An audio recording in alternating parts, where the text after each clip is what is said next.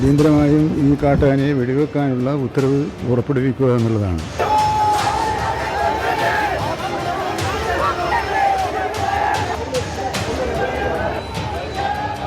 നഷ്ടപരിഹാരമായിട്ട് 10 ലക്ഷം രൂപ അത് തിങ്കളാഴ്ച തന്നെ കൊടുക്കാൻ വേണ്ടി തീരുമാനിച്ചിട്ടുണ്ട്.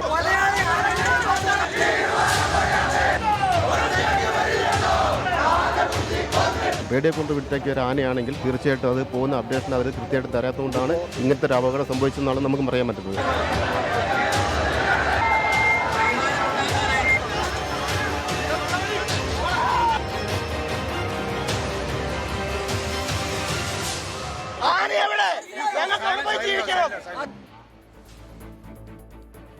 നമസ്കാരം.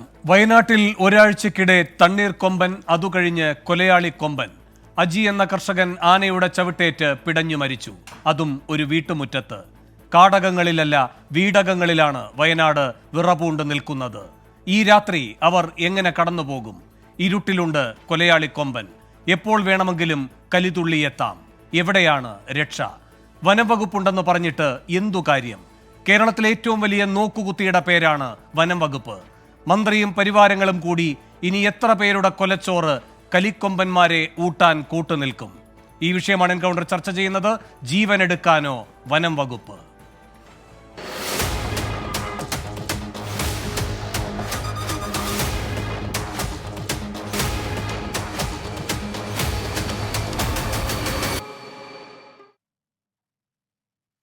ഈ വിഷയത്തിൽ പ്രതികരിക്കാൻ CPM-ൽ നിന്നും PV സഹദേവൻ, കോൺഗ്രസിൽ നിന്ന് സണ്ണി ജോസഫ് MLA, കിഫയുടെ പ്രതിനിധി Thomson K. George, animal and nature ethics community trust അഥവാ ANEC-യുടെ പ്രതിനിധി റബേക്ക ജോസഫ് എന്നിവരാണ് എൻകൗണ്ടറിൽ അതിഥികളായി തത്സമയം പങ്കുചേരുന്നത്. ആദ്യം ശ്രീ സണ്ണി ജോസഫ് MLA, AK ശശീന്ദ്രന് ഇനി ആ കസേരയിലിരിക്കാൻ എന്ത് അർഹതയാണുള്ളത്? ഇന്നിപ്പോ ഈ കാര്യങ്ങളിൽ ഗൗരവതരമായ ഇടപെടൽ നടത്താൻ കഴിഞ്ഞില്ല എന്ന് മാത്രമല്ല, അദ്ദേഹത്തിനൊന്നും കഴിയുകയില്ല എന്ന തുറന്ന സമ്മതം പോലുമാണ് അദ്ദേഹത്തിൻ്റെ വാക്കുകളിൽ നിന്ന് വ്യക്തമാകുന്നത്. ശാന്തവും പക്വവുമായ സാഹചര്യത്തിൽ വയനാട്ടിൽ പോയി ചർച്ച നടത്താൻ ഒരുക്കമാണ്. നിലവിൽ വയനാട്ടിലേക്കില്ല. ഇങ്ങനെ നാണം കെട്ട ഒരു പ്രതികരണം നടത്താൻ നമുക്കൊരു മന്ത്രി വേണോ ശ്രീ സണ്ണി ജോസഫ്?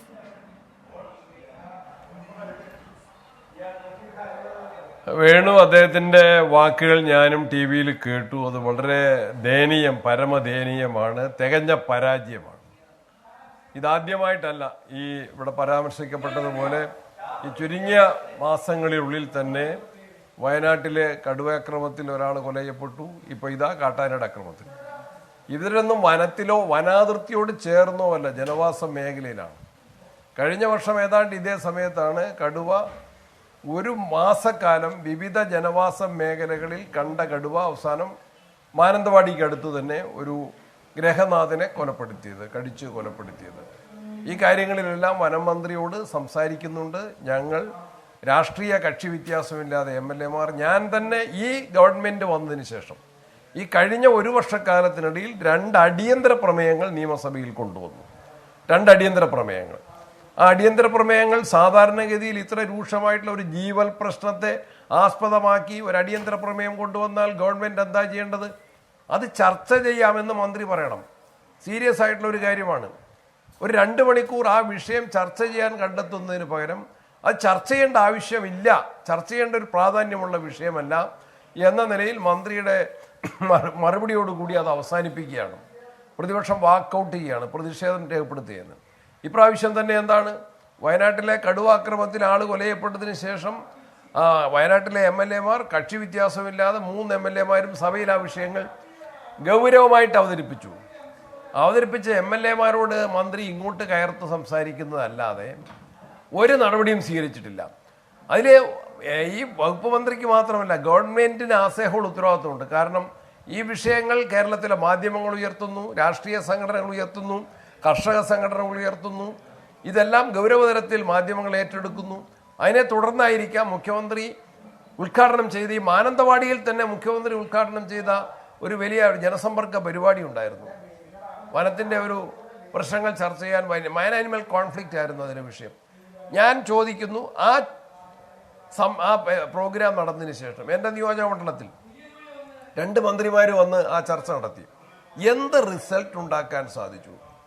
ആ ചർച്ചയിൽ ഉയർന്നു വന്ന നിർദ്ദേശങ്ങളുടെ അടിസ്ഥാനത്തിൽ എന്ത് നടപടികൾ സ്വീകരിച്ചു? ഇപ്പൊ തന്നെ പറഞ്ഞ എന്താ, ആളുകൾ എന്ത് പ്രക്ഷുബ്ധരായിട്ടുള്ള ഒരു അന്തരീക്ഷമായിരുന്നു അവിടെ. ശ്രീ സണ്ണി ജോസഫ്, ശാന്തവും പക്വവുമായ സാഹചര്യമായിരുന്നല്ലോ ഈ തണ്ണീർക്കൊമ്പൻ വരുന്നതിന് മുൻപ് വരെ. ആ ഘട്ടത്തിലും അവിടെ അങ്ങ് സൂചിപ്പിച്ചതുപോലെ ഒരു ദുരന്തമുണ്ടായി. ആ വീട്ടിലേക്ക് തിരിഞ്ഞു നോക്കിയിട്ടില്ല ഈ വ്യക്തി. AK ശശീന്ദ്രൻ എന്ത് തിരക്കാണ്? നമുക്കറിയുന്നതാണല്ലോ ആ പാർട്ടിയുടെ ബലം. ഇപ്പോ ഈ പറയുന്ന കുട്ടനാട് MLA-യുമായി കൊമ്പ് കോർക്കുക, അല്ലേ? ഇത്തരം ചില നിസാര തർക്കങ്ങളിൽ വ്യാപൃതനാകുന്നതിനപ്പുറം ഈ മന്ത്രിക്ക് വേറെ എന്ത് തിരക്ക്? ഈ മന്ത്രിയുടെ ഉത്തരവാദിത്തം എന്താണ്? പക്വവും ശാന്തവുമായ ഒരു സമയത്താണ് ഞാൻ പോകേണ്ടത് എന്ന് പറഞ്ഞാൽ ഇദ്ദേഹം ആരാണ്? പുരോഹിതനാണോ? രാഷ്ട്രീയ പുരോഹിതനാണോ? ജനങ്ങൾ അവിടെ ഇന്ന് രാത്രിയിൽ എങ്ങനെ ഉറങ്ങണം എന്നതിൽ ആശങ്കപ്പെട്ട് നിൽക്കുകയാണ്. ഇദ്ദേഹത്തിന് മന്ത്രിഭവനത്തിൽ സുഖമായി കിടന്നുറങ്ങാം. ഈ അന്തരമാണ് അദ്ദേഹം പരിഹരിക്കേണ്ടത്. അതെന്തുകൊണ്ട് അതിന് മുതിരുന്നില്ല? ശരിയാണ്, ഏത് പ്രതിസന്ധിയിലും ജനങ്ങളെ അഭിമുഖീകരിക്കാനുള്ള ഒരു ആത്മധൈര്യം, ആത്മവിശ്വാസം താൻ ജനപക്ഷത്ത് നിന്ന് ചെയ്തിട്ടുണ്ട്. ചെയ്ത കാര്യങ്ങൾ ജനങ്ങളെ ബോധ്യപ്പെടുത്താൻ സാധിക്കും. ഈ വിഷയത്തിന്റെ ഗൗരവം മനസ്സിലാക്കി ചർച്ച ചെയ്തിട്ടുണ്ട്, നടപടികൾ സ്വീകരിച്ചിട്ടുണ്ട് എന്ന് പറയാൻ, അങ്ങനെ ചിന്തിക്കാൻ മന്ത്രിക്ക് ആത്മവിശ്വാസം ഉണ്ടെങ്കിൽ ശരി, ഞാൻ ഏത് സമയത്തും വരും. ഇന്ന് ഞാൻ തിരുവനന്തപുരത്താണ്, ഒന്നുകിൽ നാളെ കണ്ണൂരിൽ വിമാനം ഇറങ്ങി അങ്ങ് വരും, അല്ലെങ്കിൽ ഇന്ന് ട്രെയിൻ കയറി വരും. നാളെ ഞായറാഴ്ചയാണ്, ഈ വീട് സന്ദർശിക്കും, അവിടുത്തെ വിഷയങ്ങൾ സംസാരിക്കും, ജനപ്രതിനിധികളുമായിട്ടും കർഷക നേതാക്കന്മാരോട് സംസാരിക്കുന്നു. പറയാൻ മന്ത്രി എന്തുകൊണ്ട് അറച്ചു നിൽക്കുന്നു, എന്തുകൊണ്ട് ഭയപ്പെടുന്നു എന്ന് അദ്ദേഹത്തോട് തന്നെ ചോദിക്കേണ്ടതാണ്. ഞാൻ ആ വിഷയത്തെ അങ്ങനെ രാഷ്ട്രീയമായിട്ട് കാണുന്നില്ല. പക്ഷേ നമ്മളുടെ ജനങ്ങളുടെ വിഷയം അതിരൂക്ഷമാണ്. അതുകൊണ്ട് government as a whole, government പൂർണ്ണമായിട്ടും ഈ കാര്യങ്ങളിൽ പരാജയപ്പെട്ടിരിക്കുന്നു എന്നുള്ളതൊരു യാഥാർത്ഥ്യമാണ്. ഇവിടെ വേറൊരു കാര്യമുണ്ട്, ഇത് കർണാടകത്തിൽ നിന്ന് വന്ന ആനയാണ്. ഞാൻ അങ്ങയിലേക്ക് വരാം. ശ്രീ സണ്ണി ജോസഫ്, ഞാൻ ശ്രീ PV സഹദേവന്റെ പ്രതികരണം കൂടി ഒന്ന് തേടിക്കോട്ടെ. ശ്രീ PV സഹദേവൻ, OR കേളു ഇന്ന് എന്താണ് നേരിട്ടത് എന്ന് എല്ലാവരും കണ്ടു.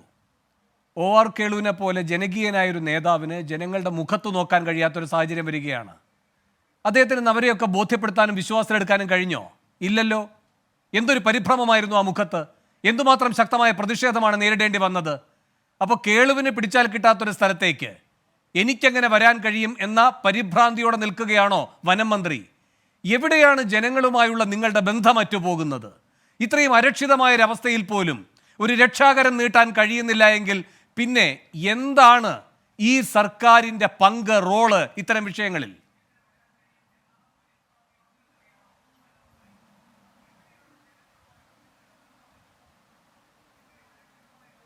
ഹലോ, പറഞ്ഞോളൂ ശ്രീ PV സഹദേവൻ. ഹലോ, ഇവിടെ സൂചിപ്പിച്ചതുപോലെ ശ്രീ OR കേളുവിന് ഈ വന്യമൃഗ ആക്രമണവുമായി ബന്ധപ്പെട്ട് ജനങ്ങൾ വയലൻ്റായി വന്നപ്പോൾ യാതൊരുവിധ പരിഭ്രമവും ഉണ്ടായിട്ടില്ല. ജനങ്ങളുടെ ദുഃഖത്തോടൊപ്പം പങ്കുചേർന്നുകൊണ്ട് രാവിലെ മുതൽ ജില്ലാ മെഡിക്കൽ കോളേജിലും അതുപോലെ തന്നെ മാനന്തവാടി പട്ടണത്തിലുള്ള പ്രതിഷേധക്കാരുടെ കൂടെയും പിന്നീട് നടന്ന ചർച്ചക്കടിയിലും ഉടനീളം ഈ OR കേളു MLA ജനങ്ങളോടൊപ്പം തന്നെ ഉണ്ടായിരുന്നു. അദ്ദേഹം കഴിഞ്ഞ 30-ാം തീയതി കേരള നിയമസഭയിൽ ഇത് സംബന്ധിച്ചൊരു പ്രത്യേക ശ്രദ്ധ ക്ഷണിക്കൽ പ്രമേയം തന്നെ അവതരിപ്പിച്ചിരുന്നു. ആ അവതരിപ്പിച്ച പ്രമേയത്തിൽ ഇതിന് താൽക്കാലികമായ പരിഹാരവും അതുപോലെ തന്നെ ശാശ്വതമായ പരിഹാരങ്ങളും വേണമെന്ന് ആവർത്തിച്ച് അദ്ദേഹം ആവശ്യപ്പെട്ടിരുന്നു. അതിൻ്റെ അടിസ്ഥാനത്തിൽ കേരള നിയമസഭ 620 കോടി രൂപയുടെ ഒരു ഹ്രസ്വകാലത്തേക്കും ദീർഘകാലത്തേക്കുമുള്ള ഒരു പദ്ധതിക്ക് വേണ്ടി കേന്ദ്രത്തിന് അയച്ചിരുന്നു. പക്ഷേ ആ പദ്ധതി കേന്ദ്രം നിഷേധിക്കുകയാണ് ചെയ്തത്. മാത്രമല്ല, നമുക്കെല്ലാം അറിയുന്നത് പോലെ 1972 വന്യജീവി സംരക്ഷണ നിയമം വരുന്നത്. ശ്രീ PV സഹദേവൻ, ഈ ഹ്രസ്വകാല പദ്ധതി, ദീർഘകാല പദ്ധതി, അതൊക്കെ അവിടെ നിൽക്കട്ടെ. തണ്ണീർക്കൊമ്പൻ വന്നതിൻ്റെ ഒരു അനുഭവം നമ്മുടെ മുന്നിലുണ്ട്. അതിന്റെ പിന്നാലെ അവിടെ 2 ഇതുപോലെ തന്നെയുള്ള ആനകൾ ഉണ്ട് എന്ന വിവരവും വന്നു. അതിലൊന്നാണ് ഇപ്പോൾ പുറത്തു വന്നിരിക്കുന്നത്. അതിനെ എങ്ങനെ നേരിടാൻ കഴിയും? ആ കാര്യത്തിലുള്ള ഒരു അതിദ്രുത പദ്ധതി ഇല്ലായിരുന്നല്ലോ. അതിനാദ്യം മറുപടി പറയാം, പിന്നെ നമുക്ക് ഈ 2 പദ്ധതികൾ കേന്ദ്രത്തിലേക്ക് അയച്ച കഥയും അവർ നിഷേധിച്ച കഥയും ഒക്കെ എടുക്കാം. കേരളത്തിലെ വനം വകുപ്പ് അതിനു വേണ്ടിയിട്ടുള്ള എല്ലാ നടപടിക്രമങ്ങളും ചെയ്തുകൊണ്ടിരിക്കുന്നുണ്ട്. അതിൻ്റെ ഭാഗമായിട്ടാണ് കഴിഞ്ഞ ആഴ്ചയിൽ കർണാടകം തുറന്നുവിട്ട ഒരു കാട്ടാനയെ പിടിച്ച് മയക്കുവെടി വെച്ച് ഇവിടുന്ന് കർണാടകത്തിലേക്ക് തന്നെ തിരിച്ചെത്തിച്ചത്. ഞാൻ ചോദിക്കുന്നത് ശ്രീ പി വി സഹദേവൻ, ഈ കാട്ടാനയെ പിടികൂടുന്നു, ഒരു സെക്കൻഡ് തണ്ണീർക്കൊമ്പൻ പിന്നെ ചരിയുന്നു, ഒരു സെക്കൻഡ് സാർ അത്തരം ഒരു സാഹചര്യം ഉണ്ടായില്ലെങ്കിൽ, അല്ലല്ല അങ്ങേ പറയാൻ അനുവദിക്കാതിരിക്കുകയല്ല, അത്തരം ഒരു സാഹചര്യം ഉണ്ടായില്ലായിരുന്നുവെങ്കിൽ, അതായത് ഈ തണ്ണീർക്കൊമ്പൻ ചരിഞ്ഞു എന്ന് പറയുന്ന ദൗർഭാഗ്യകരമായ ഒരു സംഭവം ഉണ്ടായിരുന്നില്ല എങ്കിൽ ബന്ധപ്പെട്ട ഈ നോർത്തേൺ CCF ആ കാര്യങ്ങളെല്ലാം വിശദീകരിക്കാൻ ഒരു വാർത്താ സമ്മേളനം വിളിക്കുമായിരുന്നോ? മറ്റൊരു മോഴയാനു കൂടി അവിടെ ഉണ്ട് എന്ന സുപ്രധാനമായ വിവരം പറയുമായിരുന്നോ? ഇന്നിപ്പോൾ മാനന്തവാടിയിലെ ഒരു സാധാരണക്കാരൻ പ്രതികരിക്കുകയുണ്ടായി. എന്താണെന്നറിയാമോ? ഇതെല്ലാം കഴിഞ്ഞൊരു കുരുതിയും നടന്നതിന് ശേഷം പോലീസ് ജാഗ്രതാ നിർദ്ദേശം പുറപ്പെടുവിക്കുന്നു. എങ്ങനെയുള്ളൊരു മൈക്ക് ഉപയോഗിച്ചിട്ട്, ആക്രി കച്ചവടക്കാർ ഉപയോഗിക്കുന്ന പോലത്തെ ഒരു മൈക്ക് ഉപയോഗിച്ചിട്ട് ഒരു ജാഗ്രതാ നിർദ്ദേശ പ്രഹസനം അവിടെ നടക്കുന്നു എന്നാണ് അയാൾ പറഞ്ഞത്. അപ്പോൾ ഈ പറയുന്ന തണ്ണീർക്കൊമ്പൻ ചരിഞ്ഞില്ലെങ്കിൽ ഈ മോഴയാനയുടെ കഥയും പുറത്തു വരില്ല. ഇനി പുറത്തു വന്നുവെങ്കിൽ അത് എങ്ങോട്ടൊക്കെ പോകുന്നു എന്നതിന്റെ ജാഗ്രതയും ഉണ്ടായില്ല. ഇതൊക്കെ പരിഹരിച്ചിട്ട് വേണം ഈ കേന്ദ്രത്തിലേക്ക് അയച്ച കടലാസിന്റെ കണക്കെടുക്കാൻ.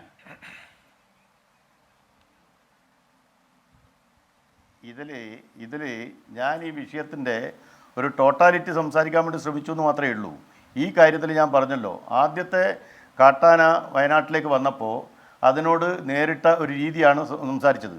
എന്നാൽ രണ്ടാമത്തെ കാട്ടാന വരുന്നത് സംബന്ധിച്ച് കേവലം ട്രാക്ക് റിപ്പോർട്ട് മാത്രമാണ് കർണാടക വനം വകുപ്പ് കേരളത്തിലെ ഡിപ്പാർട്ട്മെൻറ്റിന് അയച്ചത്. അതുപ്രകാരം 3 മണിക്കൂർ കഴിഞ്ഞാൽ മാത്രമേ അവർക്കതിൻ്റെ വിവരം കൃത്യമായി മനസ്സിലാക്കാൻ വേണ്ടി കഴിയുകയുള്ളൂ. അതാണ് അതിൻ്റെ സാങ്കേതിക വശം. അതിൻ്റെ മറ്റു കാര്യങ്ങൾ ഇടപെടാൻ വേണ്ടി കഴിയണമെങ്കിൽ ഈ റേഡിയോ കോളർ പിടിപ്പിച്ചിട്ടുള്ള ആനയെ സംബന്ധിക്കുന്ന മറ്റ് വിശദാംശങ്ങൾ കൂടി അതിൻ്റെ പിന്നാലെ അയക്കണം. അത് അയക്കാൻ വേണ്ടി അതിൻ്റെ ആൻറ്റിനിയും അതുപോലെ തന്നെ അതിൻ്റെ മറ്റ് റീഡറുമൊക്കെ അയച്ചു തരാൻ വേണ്ടി തയ്യാറാവണം. അത് അയച്ചു തരാൻ കഴിഞ്ഞ 2 തവണയായി വയനാട്ടിലെ ഫോറസ്റ്റ് ഡിപ്പാർട്ട്മെൻറ്റ് ഫെബ്രുവരി 5-നും ഫെബ്രുവരി 7-നും അവർക്ക് കത്ത് കൊടുത്തു. പക്ഷേ ഒരു മറുപടിയും കർണാടക സർക്കാരിൽ നിന്ന് ഉണ്ടായിട്ടില്ല. അപ്പോൾ 3 മണിക്കൂർ കഴിഞ്ഞാൽ മാത്രമേ ഇത് എവിടെ ഉണ്ടാവുമെന്ന് ട്രേസ് ഔട്ട് ചെയ്യാൻ കഴിയുമെന്നുള്ളതാണ് അവിടെ നിന്ന് അയക്കുന്ന ട്രാക്ക് റെക്കോർഡിൻ്റെ സാങ്കേതികമായിട്ടുള്ള ഫലം. ആ ഒരു ബുദ്ധിമുട്ട് ഉണ്ടായിട്ടുണ്ട്. ഇനി ഏതെങ്കിലും കാരണവശാൽ ഫോറസ്റ്റ് ഡിപ്പാർട്ട്മെൻറ്റിന് എന്തെങ്കിലും നടപടിക്രമത്തിൽ വീഴ്ച വന്നിട്ടുണ്ടെങ്കിൽ കർശനമായ നടപടി എടുക്കേണ്ടതാണ് എന്ന അഭിപ്രായം തന്നെയാണ് എനിക്കും ആ കാര്യത്തിലുള്ളത്. ഞാൻ ചോദിക്കുന്ന ചോദ്യം അവിടെ ബാക്കി നിൽക്കുന്നു. തണ്ണീർക്കൊമ്പൻ സംഭവത്തിൽ അല്ല, ഒരു second Shri P V Sahadevan, ഒരു സെക്കൻഡ് അല്ലല്ല, ഇങ്ങനെ ഒരു ആലങ്കാരികമായി ഇങ്ങനെ പറഞ്ഞാൽ പോലെ ഇത് എല്ലാ കാര്യങ്ങളിലും എല്ലാ അധികാരികളും പറയുന്നതാണ്. എന്തെങ്കിലും വീഴ്ച വന്നിട്ടുണ്ടെങ്കിൽ അത് പരിശോധിക്കുന്ന നടപടിയെടുക്കുമെന്ന്. വീഴ്ച തുടർച്ചയായി വന്നുകൊണ്ടിരിക്കുമ്പോൾ ഈ വാക്ക് കൊണ്ട് ആ വാക്കിനൊന്നും ഒരു വിലയും ആരും കൽപ്പിക്കില്ല. അതുകൊണ്ടാണ് ജനമിറങ്ങി ഇപ്പൊ പാഠം പഠിപ്പിക്കാൻ നിൽക്കുന്നത്. ജനമിറങ്ങി ഇപ്പൊ പാഠം പഠിപ്പിച്ചുകൊണ്ടിരിക്കുകയാണല്ലോ. ഒരു സെക്കൻഡ് അല്ലെന്നേ, പൗരപ്രമുഖരെല്ലാവരും ഒരു പൗരാവലി തന്നെയാണ്. അവരെല്ലാവരും പ്രമുഖരായി തന്നെ വന്നിപ്പോയി സർക്കാരിനെ പഠിപ്പിക്കുകയാണല്ലോ. ഒരു സെക്കൻഡ് ഞാൻ ചോദിക്കുന്ന ഒരു ചോദ്യം, ഈ പറയുന്ന മറ്റ് 2 കാട്ടാനകൾക്കൊപ്പമാണ് റേഡിയോ കോളർ ഘടിപ്പിച്ച തണ്ണീർക്കൊമ്പനും വന്നത് എന്ന വിവരം നോർത്തേൺ CCF മാധ്യമ സമ്മേളനത്തിൽ പറഞ്ഞത് ഏത് സാഹചര്യത്തിലാണ്? തണ്ണീർക്കൊമ്പൻ ചരിഞ്ഞ സാഹചര്യത്തിലാണ്. അല്ലെങ്കിൽ ഈ വിവരങ്ങളൊക്കെ പങ്കുവെക്കുമായിരുന്നോ? ഇതാണ് ചോദ്യം. കാരണം അതിനു മുൻപും ഇത് പറയാമായിരുന്നു. ഈ തണ്ണീർക്കൊമ്പൻ ദൗത്യം നടക്കുമ്പോൾ ഈ വിവരമുണ്ട്, ആ കാര്യങ്ങൾ പറഞ്ഞിട്ടില്ല.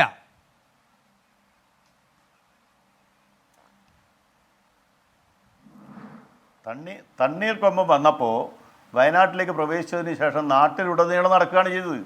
മറ്റേ രണ്ടാമത് വന്നു പറഞ്ഞ കാട്ടുകൊമ്പൻ വന്നപ്പോൾ അത് കാട്ടിലേക്ക് കടന്നതിന് ശേഷം മണിക്കൂറുകൾക്ക് ശേഷമാണ് നാട്ടിലേക്ക് പ്രത്യക്ഷപ്പെടുന്നത്.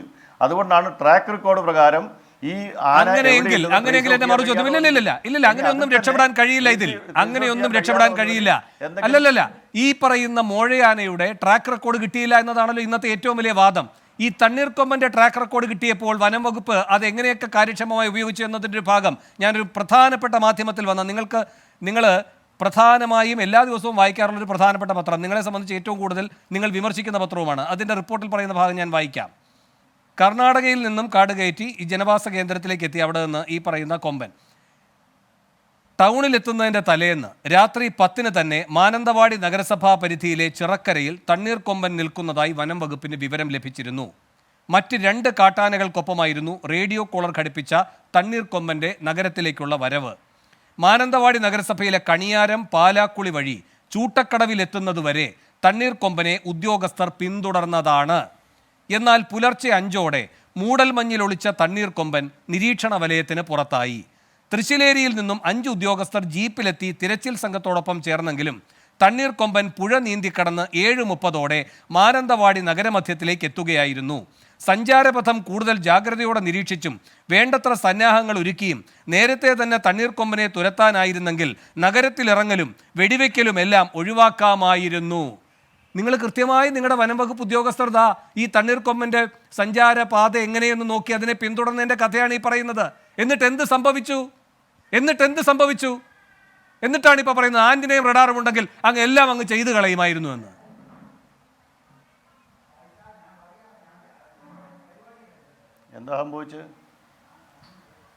എന്താണ് സംഭവിച്ചത്? മാനയെ മയക്കുമടി വെക്കാൻ നാട്ടുകാർ ആവശ്യപ്പെട്ടു.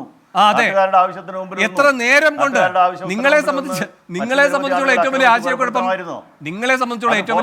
മയക്കുമടി വെക്കണോ വേണ്ടയോ, ഉത്തരവിറക്കണോ വേണ്ടയോ, അതിന്റെ വാചകം എങ്ങനെയാകണം, ഇത്തരം കാര്യങ്ങളിലായിരുന്നു നിങ്ങളുടെ ചിന്ത. നിങ്ങൾക്കൊരു പദ്ധതിയുമില്ല ആളുകളെ രക്ഷിക്കാൻ. മയക്കുവെടി വെച്ചോ അല്ലാത്ത വെടിവെച്ചോ ഈ കൊമ്പനെ കീഴ്പ്പെടുത്തണമെന്ന് നാട്ടുകാരുടെ ആവശ്യമായിരുന്നു. അതിനെന്താ തെറ്റ്? ഞാൻ ഈ പറഞ്ഞ ഭാഗത്ത് നാട്ടുകാരാരുമില്ല. ഈ മയക്കുവെടി വെക്കേണ്ട സാഹചര്യം പോലും ഇല്ലാതെ വനത്തിലേക്ക് തന്നെ തുരത്താൻ കഴിയുന്ന അവസരം കളഞ്ഞു കുളിച്ചത് ആരാണ് എന്നതാണ് ഈ പറയുന്ന മാധ്യമ റിപ്പോർട്ടിൽ കൃത്യമായി രേഖപ്പെടുത്തിയിരിക്കുന്നത്. അതിന് മറുപടി ഉണ്ടോ? അവസരമുണ്ടായിരുന്നില്ല. മാനന്തവാടി അങ്ങാടിയിൽ ദൃക്സാക്ഷിയാണ് ഞാൻ ഈ കാര്യത്തിൽ. മാനന്തവാടി ഒരു ചതുപ്പ് പ്രദേശത്ത് കാട്ടാൻ വന്ന് തമ്പടിച്ചു നിൽക്കുകയാണ്. ആയിരക്കണക്കിന് ആളുകൾ ആ ചതുപ്പിലേക്കൊക്കെ വരുന്നതിന് മുമ്പുള്ള കഥയല്ലേ പറയുന്നത്. ശ്രീ സണ്ണി ജോസഫ്, ശ്രീ സഹദേവന് മനസ്സിലാകാത്തതാണോ അതോ മൊത്തം ഈ പാർട്ടിക്കും ഈ സർക്കാരിനുമെല്ലാം ആരോ മയക്കുവെടി വെച്ച് തളർത്തി നിർത്തിയിരിക്കുകയാണോ? ഈ കാര്യത്തിൽ ഇവർക്ക് യാഥാർത്ഥ്യ ബോധം ഇല്ലാതെ പോകുന്നത് എന്തുകൊണ്ടാണ്? അവരതിലെ ജനകീയ പ്രശ്നങ്ങൾ കാണാനോ പ്രതിപക്ഷം ഉൾപ്പെടെയുള്ള ജനപ്രതിനിധികളുമായിട്ട് ചർച്ച ചെയ്യാനോ തയ്യാറാകുന്നില്ല.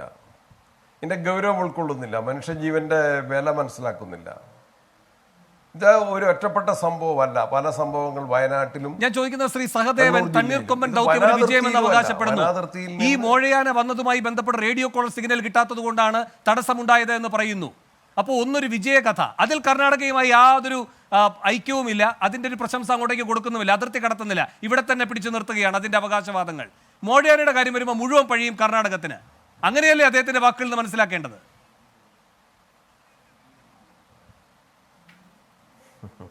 അങ്ങനെ തന്നെയാണ്.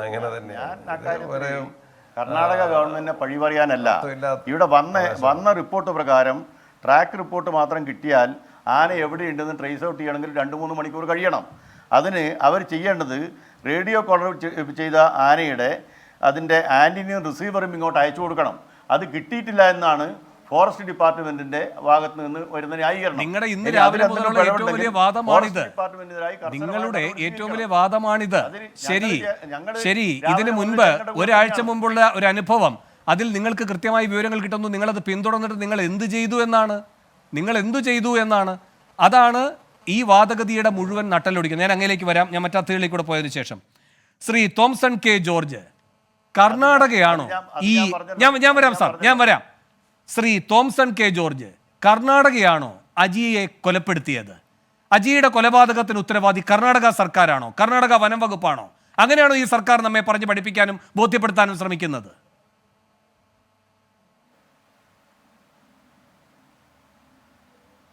ആദ്യമായി യൗവനം വിട്ട് മാറാത്ത ഒരു സമയത്ത് ജീവിതം തല്ലിക്കെടുത്തപ്പെട്ട ആ സാധു മനുഷ്യനും ഉള്ള ആദരാഞ്ജലി ഞാൻ അർപ്പിച്ചുകൊള്ളട്ടെ.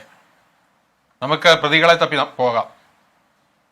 ഇവിടെ ഇപ്പോൾ കേട്ട സംവാദം കേരളത്തിലെ സാധാരണ ജനങ്ങൾക്ക്, പ്രത്യേകിച്ച് മലയോര മേഖലകളിൽ താമസിക്കുന്ന ആളുകൾക്ക് അവരുടെ മുമ്പിൽ എന്ത് വിധിയാണ് ഉള്ളത് എന്നുള്ളതിനെപ്പറ്റി വ്യക്തമായ ഒരു സൂചനയാണ് നൽകുന്നത്. വെറും രാഷ്ട്രീയ വിവാദമാക്കി ഏറ്റവും അടിയന്തര പ്രാധാന്യമുള്ള ഒരു വിഷയത്തെ അധപ്പതിപ്പിക്കുന്ന ഒരു കാഴ്ചയാണ് നമ്മളിപ്പോൾ കാണുന്നത്. കിഫ ഇതിനോട് വളരെ ശക്തമായി വിയോജിക്കുകയാണ്. ജനപക്ഷത്ത് നിന്ന് ഇവിടുത്തെ രാഷ്ട്രീയ അധികാരികൾ എന്ന് സംസാരിച്ചു തുടങ്ങും. ഒരാൾ പറയുന്നു റേഡിയോ പാസ്വേഡ് കിട്ടിയില്ല, റഡാർ കിട്ടിയില്ല. ഞാൻ ചോദിക്കട്ടെ, ഒരു പച്ച ജീവൻ എടുത്തിട്ട് ആന ആ പ്രദേശത്ത് തന്നെയുണ്ട്. കൃത്യമായ വിവരം നമുക്കുണ്ട്. ഇപ്പം കിട്ടിയോ പാസ്വേഡ്? ഇപ്പോൾ റഡാർ കയ്യിലുണ്ടോ? ശ്രീ സഹദേവന് വിവരം വല്ലതും ഉണ്ടോ? സണ്ണി ജോസഫ്, ഞാൻ ചോദിക്കട്ടെ, ആർക്കും ഇതിൽ ഒഴിവില്ല.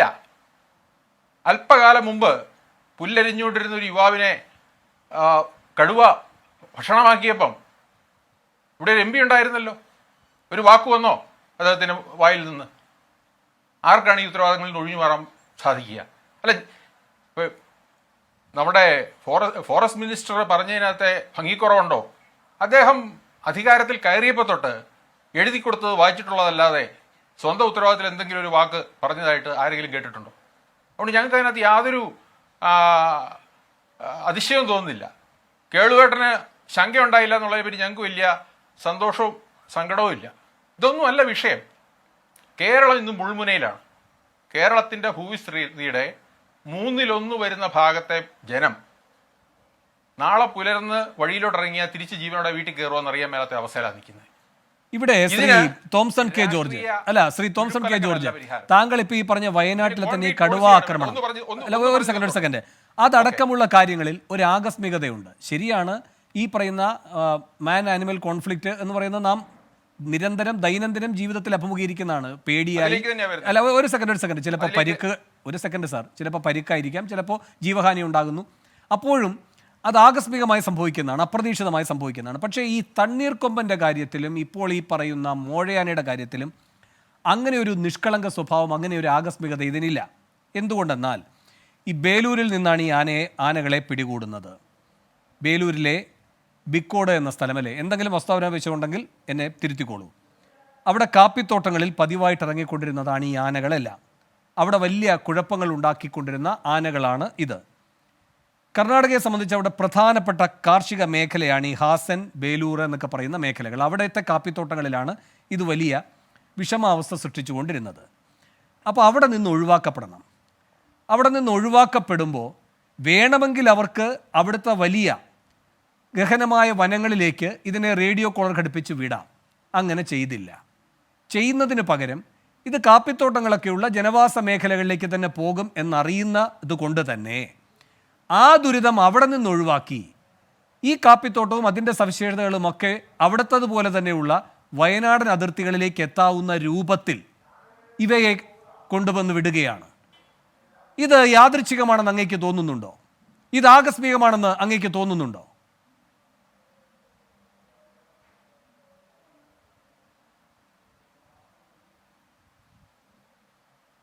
ശ്രീ തോംസൺ കെ ജോർജ്,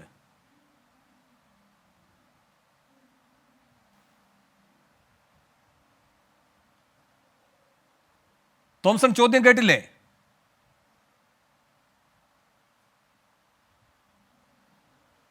ശരി, ഒരു സാങ്കേതിക പ്രശ്നം, ഞാൻ അങ്ങയിലേക്ക് വരാം. എന്തായാലും ശ്രീ സണ്ണി ജോസഫും ശ്രീ സഹദേവനും അതിനോട് പ്രതികരിക്കണം. കാരണം തീർത്തും യാദൃച്ഛികമായി സംഭവിച്ചതാണോ എന്നത് പരിശോധിക്കപ്പെടേണ്ടത് തന്നെയാണ്. പ്രത്യേകിച്ചും ഈ വിഷയത്തിൽ എന്തായാലും കേരളവും കർണാടകയും തമ്മിൽ ആശയവിനിമയം നടത്താൻ നിർബന്ധിതമായിരിക്കുകയാണല്ലോ. ഈ വിഷയങ്ങളൊക്കെ വരേണ്ടതുണ്ട്. കാരണം ബന്ദിപ്പൂർ ടൈഗർ റിസർവിലേക്ക് ഇതിനെ കൊണ്ടുവിടുകയായിരുന്നുവെങ്കിൽ അവർക്ക് തന്നെ തലവേദനയാകുന്ന ഗുണ്ടൽപേട് തുടങ്ങിയിട്ടുള്ള ഭാഗങ്ങളിലെ കൃഷിയിടങ്ങളിലേക്ക് ഇത് പോകുമായിരുന്നു. അപ്പോൾ എവിടേക്കിത് പൊയ്ക്കൂടാ, എവിടേക്ക് വേണമെങ്കിലും പൊയ്ക്കോട്ടെ എന്ന രൂപത്തിലൊരു ആസൂത്രണം അവിടെ നടന്നിട്ടുണ്ടോ ഇല്ലയോ എന്നത് പരിശോധിക്കപ്പെടേണ്ടത് തന്നെയാണ്. ശരി, ശ്രീമതി റബേക്ക ജോസഫ്, അജി എന്ന് പറയുന്നയാളുടെ ജീവൻ നഷ്ടപ്പെട്ടിരിക്കുകയാണ്. നാം ഇന്ന് കണ്ടതാണ് ജീവനും കയ്യിൽ പിടിച്ചുകൊണ്ടുള്ള അയാളുടെ ഓട്ടം, അല്ലേ? കാൽ വഴുതി വീഴുകയാണ് ആ ടൈലുകളുടെ മീതെ. അതല്ലെങ്കിൽ ഒരുപക്ഷെ രക്ഷപ്പെട്ടു പോകുമായിരുന്നു. പരിഭ്രാന്തി കാരണമാണ് അങ്ങനെ സംഭവിച്ചു പോകുന്നത്.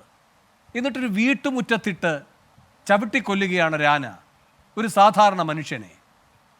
എത്ര മൃഗസ്നേഹമുണ്ടെങ്കിലും മനുഷ്യൻ്റെ ജീവൻ നഷ്ടമാകുന്നുവെങ്കിൽ നാം എടുക്കേണ്ട കരുതൽ എന്താണ്?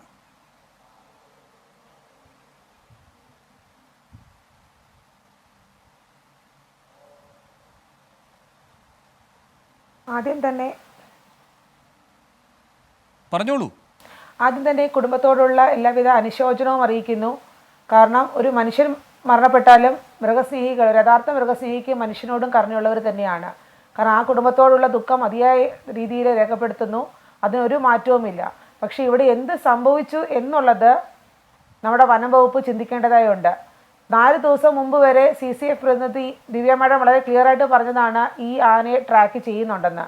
ഇത്രയധികം ട്രാക്ക് ചെയ്യുന്ന ഒരു ആന, അതായത് റേഡിയോ കോളർ ഘടിപ്പിച്ചിട്ടുള്ള ഒരു ആനയുടെ സിഗ്നലുകൾ എന്തുകൊണ്ട് കൃത്യമായി വനം വകുപ്പ് നിരീക്ഷിച്ചില്ല? അതാണ് ഞങ്ങൾ മൃഗസ്നേഹികളുടെയും ചോദ്യം.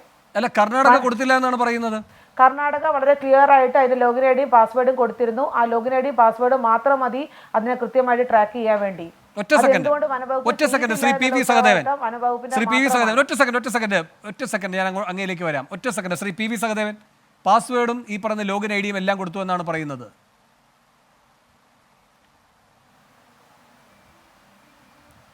ഞാൻ പറഞ്ഞല്ലോ, ഈ പാസ്വേഡും ലോഗിൻ ഐഡിയും കൊടുത്തില്ല എന്നാണ് ഇവിടുത്തെ ഫോറസ്റ്റ് ഡിപ്പാർട്ട്മെൻറ്റിൽ നിന്ന് ഞങ്ങൾക്ക് കിട്ടുന്ന വിവരം. അതിലെന്തെങ്കിലും പെശകുണ്ടെങ്കിൽ ഫോറസ്റ്റ് ഡിപ്പാർട്ട്മെൻറ്റിലെ ബന്ധപ്പെട്ട ഉദ്യോഗസ്ഥന്മാരുടെ പേരിൽ കർശനമായ നടപടി സ്വീകരിക്കണം എന്ന് തന്നെയാണ് ഞങ്ങളുടെ അഭിപ്രായം. ഈ കാര്യത്തിൽ ഞങ്ങൾ തീർത്തും കുടുംബാംഗങ്ങളോടും ഈ പ്രതിഷേധിക്കുന്ന നാട്ടുകാരോടൊപ്പമാണ്. കുടുംബത്തിനോടൊപ്പം ഏതൊക്കെ വാഗ്ദാനങ്ങൾ നൽകി ഏത് രൂപത്തിലാണ് പ്രതികരിച്ചെന്ന വശത്തേക്ക് വരാം. ശരി, ഞാൻ അതിലേക്ക് തിരികെ എത്താം. റബേക്ക ജോസഫ്, നിങ്ങൾക്ക് എവിടെ നിന്നുള്ള വിവരമാണ്? ഇപ്പോൾ സർക്കാരുമായി ബന്ധപ്പെട്ട വിവരങ്ങളാണ് ശ്രീ സഹദേവൻ പറയുന്നത്. അപ്പോൾ അത് ഔദ്യോഗികമായ ഒരു രേഖയുടെ പിൻബലത്തോടെയാകും അദ്ദേഹം സംസാരിക്കുന്നത്. താങ്കൾ പറയുന്ന സാധ്യത തള്ളിക്കളയുന്നില്ല. അങ്ങനെയാണെങ്കിൽ അത് വനം വകുപ്പിലെ ഏതെങ്കിലും ആളുകൾ തെറ്റിദ്ധരിപ്പിച്ചതാകാം എന്നതാണ് ശ്രീ സഹദേവൻ പറയുന്നത്. നിങ്ങളുടെ വിവരത്തിന്റെ ആധികാരികത എന്താണ്? CCFന്റെ പ്രതിനിധി ദിവ്യ മാഡം വളരെ ക്ലിയർ ആയിട്ട് പറഞ്ഞൊരു സ്റ്റേറ്റ്മെന്റ് ആണ്. 4 ദിവസം മുമ്പ് നിങ്ങൾ 7-ാം തീയതിയിലെ 24 ന്യൂസിന്റെ റെക്കോർഡ് പരിശോധിച്ചാൽ നിങ്ങൾക്ക് കൃത്യമായിട്ട് അറിയാൻ പറ്റും. ദിവ്യ മാഡം ഈ പറയുന്ന മോഴയാനയുടെ കൃത്യമായിട്ട് സിഗ്നൽ ട്രാക്ക് ചെയ്യുന്നുണ്ട്, യാതൊരു വിധത്തിലും ഭയപ്പെടേണ്ട ആവശ്യകതയില്ല എന്ന് നിങ്ങളുടെ 7-ാം തീയതിയിലെ റെക്കോർഡ് നോക്കിയാൽ നിങ്ങൾക്ക് കൃത്യമായിട്ട് മനസ്സിലാക്കാൻ പറ്റും. അത് ഞാനായിട്ട് പറയേണ്ട ആവശ്യകതയില്ല. നിങ്ങൾ എല്ലാ ചാനലുകളുടെയും റെക്കോർഡിൽ വളരെ ക്ലിയർ ആയിട്ട് മെൻഷൻഡ് ആണ്. അല്ല, അങ്ങനെയാണെങ്കിൽ എന്തുകൊണ്ടാണ് ഇവിടെ നിന്ന് അങ്ങോട്ടേക്ക് വനം വകുപ്പിന്റെ അധികൃതർ ബന്ധപ്പെടുകയും കർണാടകയോട് പരാതി പറയുകയും ചെയ്തത്? കർണാടക അത് പരിശോധിക്കാമെന്ന് പറഞ്ഞത്? കർണാടക ഗവൺമെന്റ് ഇന്ന് വളരെ ക്ലിയർ ആയിട്ട് പറയുന്നുണ്ടല്ലോ, കർണാടക ഫോറസ്റ്റ് ഡിപ്പാർട്ട്മെന്റ് വളരെ ക്ലിയർ ആയിട്ട് പറയുന്നുണ്ട്, ഞങ്ങൾ ലോഗിൻ ഐഡിയും പാസ്വേഡും കൊടുത്തിരുന്നു എന്ന് ഇന്നത്തെ ന്യൂസിലും അവർ വളരെ ക്ലിയർ ആയിട്ട് പറയുന്നുണ്ട്. ഇപ്പൊ ഇവിടെ കേരള ആദ്യഘട്ടത്തിൽ കർണാടക PCCF ആദ്യഘട്ടത്തിൽ പറഞ്ഞത് ഇത് ഇവിടെ നിന്നുള്ള ആനയാണോ അല്ലയോ എന്ന് പോലും അറിയില്ല എന്നായിരുന്നു. കൃത്യമായ ആശയവിനിമയം ഈ ദിവസങ്ങളിൽ നടന്നൊരു കാര്യത്തിലാണ് കേട്ടോ. അപ്പൊ എവിടെയൊക്കെയോ എന്തൊക്കെയോ വിടവുകൾ ഉണ്ട്. താങ്കൾ പറഞ്ഞോളൂ. കിട്ടിയില്ലെന്നാണ്. ആന്റിനെ കിട്ടേണ്ട ആവശ്യകതയില്ല. ഈ ലോഗിൻ ഐഡി പാസ്വേഡ് ഉണ്ടെങ്കിൽ തന്നെ അവർക്ക് സിഗ്നലുകൾ കൃത്യമായിട്ട് ട്രാക്ക് ചെയ്യാൻ പറ്റുന്നതാണ്. ദിവ്യ എന്ന് പറഞ്ഞ മാഡം വളരെ ക്ലിയർ ആയി പറയുകയും ചെയ്തിരുന്നു അവർ ട്രാക്ക് ചെയ്യുന്നുണ്ടെന്ന്. എന്തുകൊണ്ട് ട്രാക്ക് ചെയ്തിരുന്നു എന്ന് പറഞ്ഞ ആന ഈ ജനവാസ മേഖലയിലെത്തി? അതിന്റെ ഉത്തരം പറയേണ്ടത് വനംവകുപ്പ് തന്നെയാണ്. വനംവകുപ്പിന് മൃഗത്തിന് എന്തെങ്കിലും സംഭവിച്ചാലും കുഴപ്പമില്ല, മനുഷ്യന് എന്ത് സംഭവിച്ചാലും കുഴപ്പമില്ല. പിന്നെ എന്തിനാണ് ഇങ്ങനെ ഒരു വനംവകുപ്പ് ഈ നാട്ടിലുള്ളത്? അതാണ് ഞങ്ങൾക്ക് അറിയേണ്ടത്. റബേക്ക ജോസഫ്, ഇവിടെ ഇപ്പോൾ താങ്കൾ പറയുകയുണ്ടായി ഗുരുതരമായ ഒരു ആരോപണമാണ്. മാത്രമല്ല നോർത്തേൺ CCF തന്നെ ആ കാര്യങ്ങൾ പറഞ്ഞിട്ടുണ്ട് എന്നും പറയുന്നു. പിന്നെ പിഴവുകൾ സംഭവിച്ചിട്ടുണ്ടെങ്കിൽ അത് പരിശോധിക്കപ്പെടേണ്ടത് തന്നെയാണ്. പിന്നെ നോർത്തേൺ CCF ഇന്നൊക്കെ എന്ത് ചെയ്യുകയായിരുന്നു എന്നതും കൂടെയാണ് പരിശോധിക്കപ്പെടേണ്ടത്. പ്രത്യേകിച്ചും ഈ വയനാടുമായി ബന്ധപ്പെട്ട് ഈ മനുഷ്യ മൃഗ സംഘർഷവുമായി ബന്ധപ്പെട്ട കാര്യങ്ങളെ ആഴത്തിൽ പഠിച്ച് റിപ്പോർട്ട് സമർപ്പിക്കാനൊക്കെ ആ ഉദ്യോഗസ്ഥ ചുമതലപ്പെട്ടിരിക്കുന്നു. അങ്ങനെയാണ് അവർക്ക് ആ ഒരു ദൗത്യം കൂടി അവർക്കുണ്ട് എന്നാണ് ഞാൻ മനസ്സിലാക്കുന്നത്. പിഴവുണ്ടെങ്കിൽ തിരുത്താവുന്നതാണ്. എന്നിട്ടാണ് ഈ കഴിഞ്ഞ ദിവസങ്ങളിൽ ഇങ്ങനെ കാര്യങ്ങൾ പറഞ്ഞതിന് ശേഷം ഇന്നിപ്പോൾ ഒരാളുടെ ജീവൻ നഷ്ടപ്പെടുന്ന അവസ്ഥ ആ വകുപ്പ് തന്നെ ഉണ്ടാക്കിയിരിക്കുന്നത്.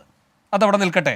റബേക്ക ജോസഫ്, ഇവിടെ ഒരു ചോദ്യം വരുന്നത്, ഇതൊക്കെ കണ്ടില്ലേ, റേഡിയോ കോളർ ഘടിപ്പിച്ച് അവിടെ നിന്ന് വിട്ടിരിക്കുകയാണ്. അവരുടെ എവിടെയായിരുന്നു അവരുടെ ആവാസ സ്ഥലം, അവിടെ നിന്ന് പറഞ്ഞു വിട്ടിരിക്കുകയാണ്. ഇവിടെ അരിക്കൊമ്പൻ വന്നപ്പോഴും ഇതേ വിഷയമായിരുന്നു. അരിക്കൊമ്പനെ മെരുക്കിയെടുത്തുകൂടെ എന്നൊരാലോചനയിലേക്കാണ് വനം വകുപ്പ് കടന്നത്. പൊതുസമൂഹവും അതുമായി ബന്ധപ്പെട്ട അഭിപ്രായങ്ങൾ പറയുകയുണ്ടായി. നിങ്ങളടക്കമുള്ളവരുടെ ആവശ്യം എന്തായിരുന്നു? കോടതി പോലും ഒരുപക്ഷെ സമ്മർദ്ദത്തിലായത് നിങ്ങളുടെ ഈ ആവശ്യത്തിൻ്റെ മുന്നിലാണ്. അത് അങ്ങനെ മെരുക്കിക്കൂടാ. മയക്കുവെടി വെച്ച് ഈ പറയുന്ന റേഡിയോ കോളർ ഘടിപ്പിച്ച് തുറന്നു വിടുക. ഈ തുറന്നു വിടുമ്പോൾ ഉണ്ടാകുന്ന പരിണതഫലവും കൂടെ പരിശോധിക്കപ്പെടേണ്ടതല്ലേ?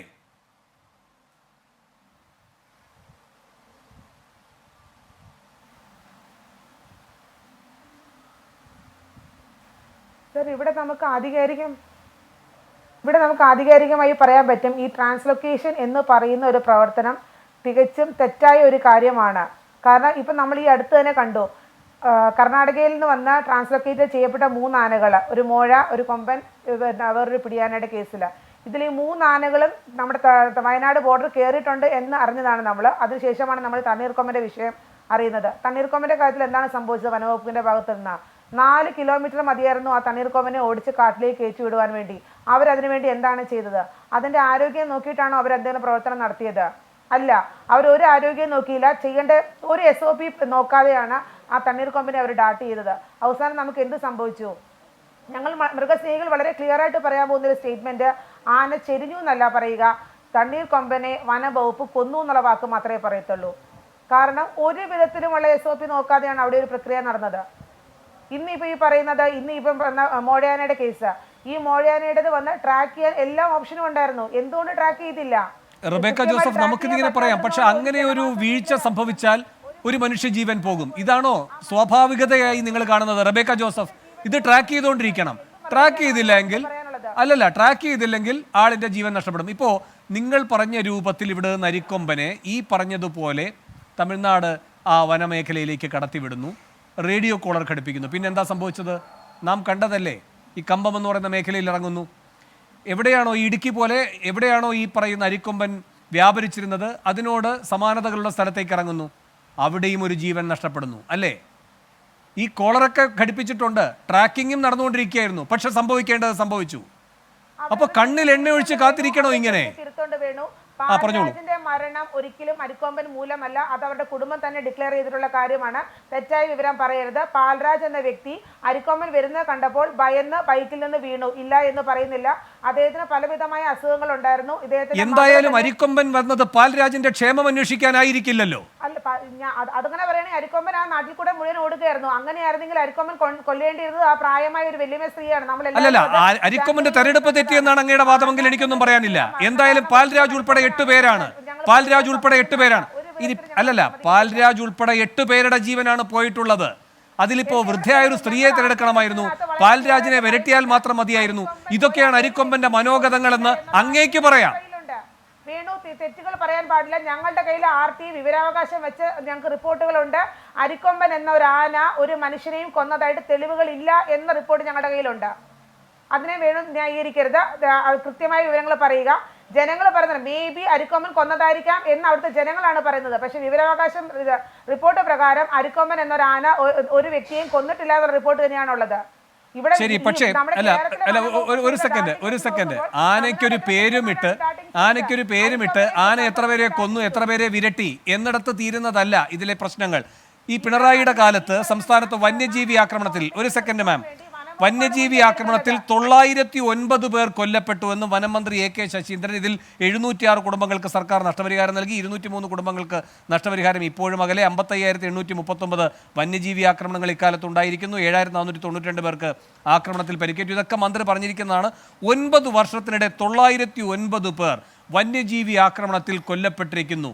മാൻ ആനിമൽ കോൺഫ്ലിക്റ്റ് എന്ന് പറയുന്നത് ഏറ്റവും വലിയ ജീവാപായിയായ ഒരു കാര്യമായി നിൽക്കുകയാണ്. ഇതെങ്ങനെയാണ് ലളിതമായി കാണാൻ കഴിയുക? വനംവകുപ്പിന് ഉത്തരവാദിത്തമില്ല ഇങ്ങനെ ഒരു സംഭവം ഇവിടെ നാട്ടിൽ നടക്കാതിരിക്കുവാൻ? വനംവകുപ്പ് എന്ത് ഉത്തരവാദിത്തം, എന്ത് പ്രവർത്തനമാണ് ഇവിടെ ചെയ്യുന്നത്? ശരി, ഞാൻ അങ്ങയിലേക്ക് വരാം. തോംസൺ കെ ജോർജ്. ശരി റബേക്ക ജോസഫ്. തോംസൺ കെ ജോർജ്, ഞാൻ നേരത്തെ പറഞ്ഞ കാര്യം അങ്ങ് കേട്ടില്ലെങ്കിൽ ഞാൻ വിശദീകരിക്കുന്നില്ല, ചുരുക്കി പറയാം. കർണാടകയെ സംബന്ധിച്ച് അവർ ഈ പിടികൂടിയ ആനകൾ കാപ്പിത്തോട്ടവുമായി ബന്ധപ്പെട്ട മേഖലകളിൽ കുഴപ്പങ്ങൾ വരുത്തിക്കൊണ്ടിരിക്കുകയായിരുന്നു. അവർക്ക് തന്നെ അവരുടെ ഗഹനമായ വനമേഖലകളിലേക്ക് ഇതിനെ വിടാമായിരുന്നു. അങ്ങനെ ചെയ്തില്ല. അവരുടെ വേറെ ഏതെങ്കിലും ഇപ്പോൾ ഈ പറയുന്ന ബന്ദിപ്പൂർ ടൈഗർ റിസർവിൻ്റെ ഉൾഭാഗങ്ങളിലേക്ക് വിടുകയാണെങ്കിൽ ഗുണ്ടൽപേട്ടിലെ ഈ പറയുന്ന കാപ്പിത്തോട്ടങ്ങളിലേക്ക് ഇതിറങ്ങാനുള്ള സാധ്യതയുണ്ട്. അപ്പോൾ കർണാടകത്തിൽ പൂർണ്ണമായും ആ സാധ്യത ഒഴിവാക്കിക്കൊണ്ട് സമാനമായ സാഹചര്യമുള്ള വയനാട്ടിലേക്ക് എത്താൻ പറ്റുന്ന വിധത്തിൽ ഈ 3 ആനകളെ ഈ പറയുന്ന കോളർ ഘടിപ്പിച്ച് വിട്ടിട്ടുണ്ട് എങ്കിൽ കർണാടക വനം വകുപ്പിൻ്റെ നീക്കത്തിൽ ഒന്നും സംശയിക്കേണ്ടതില്ല എന്ന് അങ്ങ് കരുതുന്നുണ്ടോ?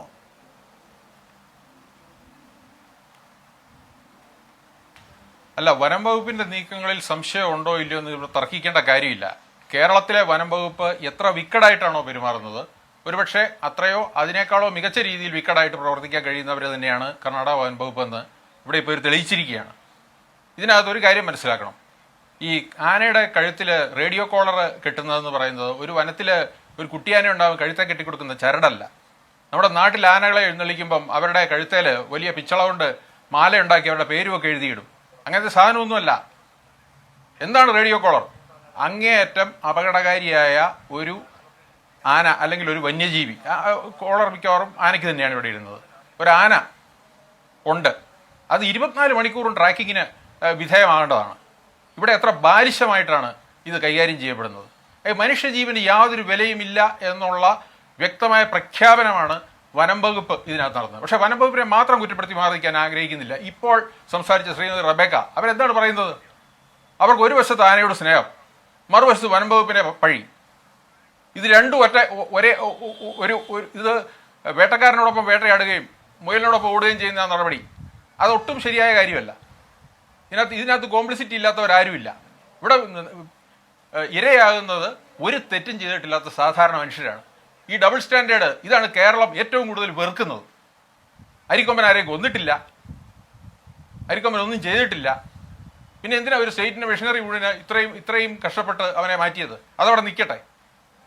ഇന്നത്തെ പ്രശ്നം ഇതല്ല. ചർച്ചകളുടെ നൂലാമാലകൾ കട്ടയിൽപ്പെട്ട് തോംസൺ കെ ജോർജ് അങ്ങനെ പറഞ്ഞു പോകരുത്. റബേക്ക ജോസഫ് ഈ കാര്യത്തിൽ കോടതികളിൽ പോയി ഈ കേസ് വാദിക്കുകയും ഇതിന്റെ വിവരങ്ങൾ കോടതി സമക്ഷം പറയുകയും ചെയ്തിട്ടുള്ളതാണ്. എന്ന് വെച്ചാൽ അവർ പറയുമ്പോൾ രേഖകളുടെ പിൻബലമുണ്ട്, അവരെ ഖണ്ഡിക്കുമ്പോഴും അതുണ്ടാകണം. തോംസൺ കെ ജോർജ് പറയുകയാണ് അരിക്കൊമ്പൻ ആരെയും കൊന്നിട്ടില്ല എന്ന് റബേക്ക ജോസഫ് പറയുന്നത് തെറ്റായ കാര്യമാണെന്ന്. അങ്ങനെയെങ്കിൽ അത് സമർത്ഥിക്കാനുള്ള കണക്കുണ്ടോ? 8 പേരെ കൊന്നു എന്ന് ഞാൻ പറയുമ്പോൾ അവർ നിരാകരിക്കുന്നുണ്ട്. എൻ്റെ കയ്യിൽ ഈ പറയുന്ന സർക്കാർ അടക്കം കോടതിയിൽ പറഞ്ഞിട്ടുള്ള വിവരങ്ങളേ ഉള്ളൂ. അതിൻ്റെ ആധികാരികത ചോദ്യം ചെയ്യപ്പെടുന്നു. തോംസൺ എന്താണ് പറയാനുള്ളത്?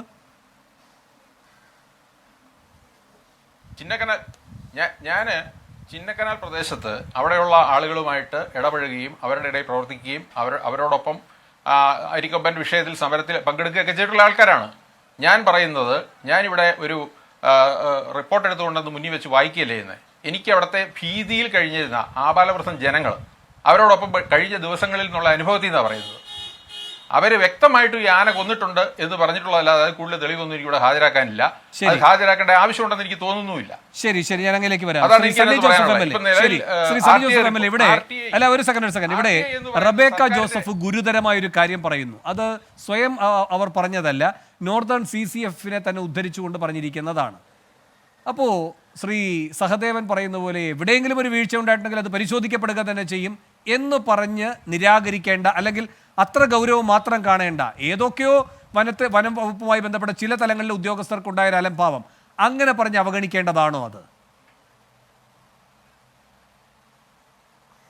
ഒരിക്കലും അല്ല. അത് വളരെ ഗൗരവത്തിൽ തന്നെ കാണേണ്ടതാണ്. കാരണം തണ്ണീർക്കൊമ്പൻ കർണാടകത്തിൽ നിന്ന് വന്നു, അതുണ്ടാക്കിയ പ്രശ്നങ്ങളുണ്ട്. അതിനോടൊപ്പം തന്നെ 2 ആനകളുണ്ടായിരുന്നു. ഒന്ന് ഈ മോഴയാനയാണ്, അതിന് റേഡിയോ കോളർ ഉണ്ടായിരുന്നു. ഇപ്പോൾ പറയുന്നത് എന്താണ്? അതിൻ്റെ പാസ്വേഡ് കിട്ടിയിട്ടില്ല, 2 കത്തയച്ചു എന്നു. 2 കത്തയച്ചിട്ട് പാസ്വേഡ്, നേരത്തെ CCF-ന്റെ സ്റ്റേറ്റ്മെൻ്റ് ഉണ്ട്, ഇതിനെ ഞങ്ങൾ ട്രേസ് ചെയ്തുകൊണ്ടിരിക്കുകയാണെന്ന്. ട്രേസ് ചെയ്യണമെങ്കിൽ എന്താണ്? അതിനുള്ള സംവിധാനം തുറന്നു കിട്ടണം. ആ സംവിധാനം അവർക്ക് ഇവരുടെ കയ്യിലുണ്ട്, കേരള ഫോറസ്റ്റിൻ്റെ കയ്യിലുണ്ട്. ഇനി അതിനെന്തെങ്കിലും അപാകത സംഭവിച്ചാൽ എന്ത് ചെയ്യണം? ഇങ്ങനെ മനുഷ്യവാസ മേഖലയിൽ ആന ഇറങ്ങിയിട്ടുണ്ടെന്ന് അറിയുമ്പോൾ കേരളത്തിലെ പോലീസിൻ്റെ ഫോറസ്റ്റിൻ്റെ മുതിർന്ന ഉദ്യോഗസ്ഥന്മാർ എന്ത് ചെയ്യണം? അത് സീരിയസ് ആയിട്ട് എടുക്കണം. കർണാടക അയച്ചു തന്നിട്ടില്ലെങ്കിൽ ഇവിടുത്തെ മുതിർന്ന ഉദ്യോഗസ്ഥന്മാരെ കൊണ്ട് കർണാടക ഉദ്യോഗസ്ഥരെ വിളിക്കണം. കേവലം ഒരു ലെറ്റർ അയക്കുകയല്ല, ടെലിഫോൺ ചെയ്യണം, അല്ലെങ്കിൽ സെക്രട്ടറിമാരെ കൊണ്ട് വിളിപ്പിക്കണം. ഇതിൻ്റെ ഒരു സീരിയസ്നെസ്, അർജൻസി അവരെ ബോധ്യപ്പെടുത്തണം. അതിനൊക്കെ ഞങ്ങൾക്കെല്ലാം അറിയാം. ഞാനും ആറളം ആദിവാസി മേഖല ഉൾക്കൊള്ളുന്ന 12 ആളുകൾ കഴിഞ്ഞ 6-7 വർഷത്തിനിടയിൽ മരണപ്പെട്ട ആ ജനവാസ മേഖലയുമായി ബന്ധപ്പെട്ട് നിൽക്കുന്ന ഒരു ജനപ്രതിനിധിയാണ്. ഞാൻ നേരത്തെ പറഞ്ഞത് ഈ കാര്യങ്ങളിലെല്ലാം വളരെ അലംഭാവ മനോഭാവം സ്വീകരിക്കുന്നു. മുതിർന്ന ഉദ്യോഗസ്ഥന്മാരായിരിക്കും. ഫീൽഡിൽ വർക്ക് ചെയ്യുന്നവരൊക്കെ കുറേ ത്യാഗം ചെയ്യുന്നവരുണ്ട്, ആരുടെ മുമ്പിൽ പെട്ടുപോകുന്ന ഉദ്യോഗസ്ഥന്മാരുണ്ട്, രാത്രി പോലും ഉറങ്ങാതെ വർക്ക് ചെയ്യുന്ന ഉദ്യോഗസ്ഥന്മാരുണ്ട്. പക്ഷെ മുകളിൽ നിന്ന്, ഹയർ ലെവലിൽ നിന്ന് ഈ വിഷയങ്ങളെ വേണ്ടത്ര ഗൗരവത്തിൽ കാണുന്നില്ല. അതുകൊണ്ടാണ് ഞാൻ ചോദിച്ച ഗവൺമെൻറ് തലത്തിൽ നടത്തിയിട്ടുള്ള അദാലത്തുകൾ, what result it could make, എന്ത് ഫലം അതിനെ സംബന്ധിച്ച് ഉണ്ടാക്കാൻ സാധിച്ചു, അതിൻ്റെ ഫോളോ അപ്പ് എന്ത് ആക്ഷൻ ഉണ്ട്. ഞങ്ങളെന്തായാലും തിരഞ്ഞെടുക്കപ്പെട്ട ജനപ്രതിനിധികളാണ്. ഞങ്ങൾ നിയമസഭയിൽ പറയുന്നതിന് ഈ ഒരു ഒരു ആവർത്തിച്ചുള്ള മറുപടി, ആവർത്തിച്ചുള്ള ഒരേ ടൈപ്പ് സ്റ്റീരിയോ ടൈപ്പ് മറുപടി അല്ലാതെ ഗൗരവത്തിൽ ഒരു ചർച്ച നടത്തി വിഷയങ്ങൾ എന്താണ്. ഇപ്പം ആന മാത്രമല്ല, ആന ഒരു ഗുരുതരമായിട്ട് നിൽക്കുന്നു, കടുവ വേറൊരു തരത്തിൽ നിൽക്കുന്നു, കാട്ടുപന്നി ഒരു പരിധിവരെ അതിന് പരിഹാരം ഉണ്ടാക്കാൻ സാധിച്ചു. കാട്ടുകുരങ്ങിൻ്റെ അവസ്ഥ എന്താണ്? കാട്ടുകുരങ്ങിൻ്റെ വിഷയത്തിൽ കഴിഞ്ഞ 1 വർഷമായിട്ട് ഏകാംഗ സമരം നടത്തുന്ന ഒരു കർഷകൻ കൊട്ടിയൂരിലുണ്ട്. ഒരു കൃഷിക്കാരൻ തോമസ് ഒറ്റയ്ക്ക് സമരം ചെയ്തുകൊണ്ടിരിക്കുകയാണ്. ഞാനത് സഭയിൽ പറഞ്ഞതാണ്, മാധ്യമങ്ങളത് റിപ്പോർട്ട് ചെയ്തതാണ്. അപ്പോൾ ഈ വിഷയത്തിലെല്ലാം ഇതിൻ്റെ ഏറ്റവും ഉന്നത തലങ്ങളിൽ ഇരിക്കുന്ന ആളുകൾ അവരെ ബാധിക്കാത്ത വിഷയങ്ങളായതുകൊണ്ട് അതിന് ടെക്നിക്കലായിട്ടുള്ള മറുപടി, അതിനെ ഈ സ്റ്റീരിയോ ടൈപ്പ് മറുപടി മാത്രം പറയുന്നു. ഭരണ നേതൃത്വവും അത് കേട്ട് അത് മറുപടി മാത്രമായിട്ട് ചുരുക്കുന്നു. നടപടി ഉണ്ടാകുന്നില്ല, ഇതിനാവശ്യമായിട്ടുള്ള ഫണ്ട് കണ്ടെത്തുന്നില്ല, വീഴ്ചകൾ അത് വിലയിരുത്തിയിട്ട് വീഴ്ചയ്ക്ക് ഉത്തരവാദികളായവരുടെ പേരിൽ നടപടി ഉണ്ടാകുന്നില്ല. പരിശോധിക്കും എന്ന് പറഞ്ഞാൽ ആ വാക്കുകൊണ്ട് തീർന്നു. ഈ പരിശോധനകളുടെ ഫലം എന്താണ്? ശ്രീ സണ്ണി ജോസഫ് MLA, ഈ കർണാടക വനം വകുപ്പ് ഈ പറയുന്ന 3 ആനകളെ എന്നാണ് കേൾക്കുന്നത്. 2 ആനകളുടെ കാര്യത്തിൽ എന്തായാലും നമ്മുടെ അനുഭവം മുന്നിലുണ്ട്. ഇത് ഈ ഭാഗത്തേക്ക് വരുന്നത് യാദൃച്ഛികമാണെന്ന് താങ്കൾ കരുതുന്നുണ്ടോ? കർണാടക വനം വകുപ്പിന്റെ ഈ നടപടി അത് യാദൃച്ഛികമാണെന്ന് കരുതുന്നു. ഇപ്പോൾ അരിക്കൊമ്പന്റെ കാര്യത്തിൽ നമുക്ക് കൃത്യമായി തമിഴ്നാടുമായി ആശയവിനിമയമുണ്ട്, ഇപ്പോഴും ആ ആശയവിനിമയം തുടരുന്നുണ്ട്. ഇവിടെ ഇങ്ങനെ ഒരു നീക്കം ഉണ്ടാവുക അത് യാദൃച്ഛികമാണെന്ന് കരുതുന്നു? വേണ്ടെന്താ നമ്മൾ സ്വീകരിച്ചത് അരിക്കൊമ്പന്റെ വിഷയം വന്നപ്പോൾ നമ്മൾ എന്ത് ചെയ്തു? നമ്മൾ അരിക്കൊമ്പനെ നമ്മുടെ അതിർത്തി കടത്തിയും കൂട്ടു. ഒരു പ്രശ്നക്കാരനായ പ്രശ്നജീവിയെ നമ്മൾ, അല്ലെങ്കിൽ ആ പ്രശ്നജീവി ആയതുകൊണ്ടാണല്ലോ നമ്മൾ അതിനെ മയക്കൂടി വെച്ച് പിടിക്കുന്നത്. അതിനെ നമ്മളെ ഏരിയയിൽ നിന്ന് കടത്തിവിട്ട് നമ്മൾ സേഫ് ആകുന്നതിന് പകരം അപ്പുറത്തെ ഏരിയയിൽ മനുഷ്യവാസം ഉണ്ടെന്നും, കാരണം ഇത് ഇന്റർ സ്റ്റേറ്റ് തലത്തിലുള്ള വലിയ മുതിർന്ന ചർച്ച ആവശ്യമാണ്. ഞാൻ ചോദിച്ചത് കർണാടകയിൽ നിന്നുള്ള ഈ പറയുന്ന തണ്ണീർക്കൊമ്പൻ, ഈ മോഴയാന, ഇതൊക്കെ വയനാട്ടിലേക്ക് എത്തുന്ന സാഹചര്യം ബോധപൂർവം അവിടെ നിന്ന് സൃഷ്ടിക്കപ്പെട്ടതാണോ അല്ലയോ? ബോധപൂർവം എന്ന് പറയാൻ പറ്റില്ല, കാരണം ഞാൻ ആ വിഷയം അത്ര പഠിച്ചിട്ടില്ല.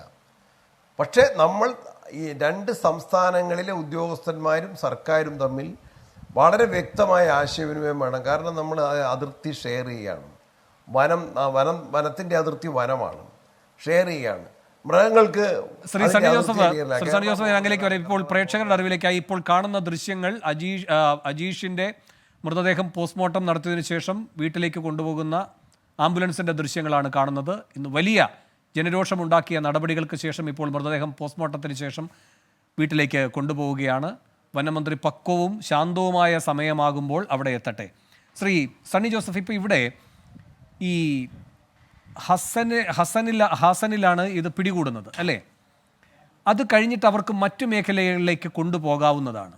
കർണാടക നമ്മുടെ സംസ്ഥാനം പോലെയല്ലല്ലോ വനവിസ്തൃതിയുടെ കാര്യത്തിൽ, കുറെ കൂടെ വിപുലമായ മേഖലയാണുള്ളത്. ഈ ഭാഗത്തേക്ക് എത്താവുന്ന രൂപത്തിൽ എന്തുകൊണ്ട് കൊണ്ടുവിട്ടു? ഇപ്പോൾ വയനാടിന് മറ്റൊരു സവിശേഷതയുമുണ്ട്, തമിഴ്നാടിൻ്റെ വനാതിർത്തി, കർണാടകത്തിൻ്റെ വനാതിർത്തി, പിന്നെ നമ്മുടെ വനാതിർത്തി. സ്വാഭാവികമായിട്ട് ആ ഭാഗത്ത് നിന്ന് തന്നെയാണ് ഇതിനെ പിടികൂടി എങ്ങോട്ടേക്ക് വിടുന്നത് എങ്കിൽ ആ പ്രോക്സിമിറ്റി നമുക്ക് മനസ്സിലാക്കാം. ഇത് അങ്ങനെയല്ലാത്ത വിദൂരമായൊരു സ്ഥലത്ത് നിന്നാണ് ഇവിടെ എത്താൻ പാകത്തിലുള്ളൊരു സ്ഥലത്തേക്ക് കൊണ്ടുവിടുന്നത്. അതിൽ നമുക്കൊരു സംശയവും തോന്നേണ്ടതില്ല എന്നൊരു അഭിപ്രായം അങ്ങേക്കുണ്ടോ? അല്ലല്ല, സംശയം എന്നല്ല, അതിലൊരു പോരായ്മയുണ്ടെന്ന് തന്നെയാണ്. അതിനെ ഗൗരവത്തിൽ തന്നെ കാണണം. അതിനെ സംബന്ധിച്ച് നേരത്തെ പറഞ്ഞ പോലെ ട്രാൻസ്ലൊക്കേഷൻ്റെ പോളിസിയിൽ നമ്മൾ വളരെ ഉത്കണ്ഠ പ്രകടിപ്പിക്കണം. നമ്മൾ ഉത്കണ്ഠ പ്രകടിപ്പിക്കുക തന്നെ വേണം. ശരി ശ്രീ PV സഹദേവൻ, ഞാൻ വരാം. ശ്രീ PV സഹദേവൻ, വരാം Thomson. Shri PV Sahadevan, northern CCF പറഞ്ഞു എന്ന് പറയുന്ന കാര്യങ്ങൾ ശ്രീമതി റബേക്ക ജോസഫ് ആവർത്തിക്കുകയാണ്. ഏതെങ്കിലും ചില ഉദ്യോഗസ്ഥർക്ക് ഒരു വീഴ്ച വന്നു എന്ന് പറഞ്ഞുകൂടാ. നോർത്തേൺ CCF പിന്നെ എന്തിനാണ് അവിടെ ഇരിക്കുന്നത്? ഒരു മേഖലയുടെ തന്നെ പ്രധാനപ്പെട്ട ചുമതലകൾ നൽകിക്കൊണ്ട് എന്തിനാണ് അവരെ അവിടെ ഇരുത്തിയിരിക്കുന്നത്? ഇതാണ് ഈ സംവിധാനം. ഈ പറയുന്ന സംവിധാനം വനം വകുപ്പ് ഇങ്ങനെയാണ് കേരളത്തിൻ്റെത് എന്ന് കർണാടകയും അറിഞ്ഞിട്ടുണ്ടാകും. അതുകൊണ്ട് അങ്ങോട്ടേക്ക് വിട്ടേക്കാം, അവിടെ ഇപ്പോൾ ഒരു കാര്യവും നടക്കില്ല. നമ്മുടെ ഈ പറയുന്ന അത് അവിടെ പോയി അങ്ങ് പരിഹരിക്കട്ടെ, അവിടെയാണെങ്കിൽ ആർക്കും ആരോടും ഉത്തരവാദിത്വവും ഇല്ല.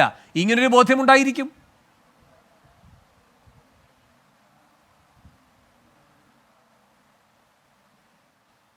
അല്ല, ഞാൻ പറഞ്ഞല്ലോ നേരത്തെ, നോർത്തേൺ CCF അങ്ങനെ ഒരു കമൻറ്റ് പറഞ്ഞിട്ടുണ്ടെങ്കിൽ ആ ഉത്തരവാദിത്തം ഏറ്റെടുത്തുകൊണ്ട് തൻ്റെ കീഴിലുള്ള മറ്റേതെങ്കിലും ഉദ്യോഗസ്ഥന്മാർ കൃത്യനിർവഹണത്തിന് വീഴ്ച വരുത്തിയിട്ടുണ്ടെങ്കിൽ അതിശക്തമായ നടപടി സ്വീകരിക്കണം. അതുതന്നെയാണ് ഞങ്ങളുടെ അഭിപ്രായം. ഞങ്ങൾ ഈ കാര്യത്തിൽ രാവിലെ മുതലേ ജനങ്ങളുടെ പ്രക്ഷോഭത്തോടൊപ്പമാണ്. ജനങ്ങളുടെ എല്ലാ ആവശ്യങ്ങളോടൊപ്പം നിന്നുകൊണ്ടാണ് ഞങ്ങൾ പ്രവർത്തിക്കുന്നത്. അതുകൊണ്ട് ജനങ്ങളെ വിട്ടുകൊണ്ട് ഉദ്യോഗസ്ഥന്മാരുടെ കാര്യങ്ങൾ മാത്രം വാഴ്ത്തപ്പെടുന്നവരല്ല ഞങ്ങൾ. നോർത്തേൺ CCF ഈ കാര്യത്തിൽ പറഞ്ഞ സ്റ്റേറ്റ്മെൻറ്റാണ് ശരിയെങ്കിൽ തൻ്റെ കീഴിലുള്ള മറ്റു ഉദ്യോഗസ്ഥന്മാർ എന്ത് ചെയ്തു? ഇതിനു വേണ്ടി എന്ത് പ്രൊട്ടക്ഷൻ നടപടി സ്വീകരിച്ചു? എന്തുകൊണ്ട് മുൻകൂട്ടി ജനങ്ങളെ ആവശ്യമായ രൂപത്തിലുള്ള മുൻകരുതൽ സ്വീകരിക്കണം എന്ന് പറഞ്ഞുകൊണ്ട് സുരക്ഷാ മുന്നറിയിപ്പ് കൊടുത്തില്ല? ഈ കാര്യങ്ങളൊക്കെ അവർ വളരെ ശക്തമായി പരിശോധിക്കണം. ഞങ്ങൾ അതിനുവേണ്ടി കൂടിയാണ് ഞാൻ പക്ഷേ ആദ്യം തന്നെ പറഞ്ഞത്. Shri Sunny Joseph M L A പറഞ്ഞൊരു കാര്യം കൂടെ അങ്ങ് കേട്ടില്ലേ? അല്ല, ഒരു സെക്കൻഡ് സാർ. അല്ല, രാഷ്ട്രീയ ഭേദമന്യേ വയനാട്ടിലെ MLA-മാർ എല്ലാവരും ചേർന്ന് ഈ കാര്യങ്ങൾ അധികാരികളെ ബോധ്യപ്പെടുത്തുക, അവിടെ അദാലത്തുകൾ നടക്കുക, അതിന്റെയൊക്കെ ഫലം എന്തായി എന്ന് ശ്രീ സണ്ണി ജോസഫ് ചോദിക്കുന്നു. ഇത് നിങ്ങളുടെ ആ ഭാഗത്തെ മാത്രം ബന്ധപ്പെടുത്തുന്ന ഒരു ചോദ്യമല്ല, ഇതാണ് കേരളം അഭിമുഖീകരിക്കുന്ന ഏറ്റവും പ്രധാനപ്പെട്ട ചോദ്യം. ഇതിൽ ഈ പറയുന്ന അഭിപ്രായ പ്രകടനങ്ങൾ നടക്കുന്നു, ഇതുമായി ബന്ധപ്പെട്ട കൂടിയാലോചനകൾ നടക്കുന്നു, ചർച്ചകൾ നടക്കുന്നു, ഫലം എന്താണ്?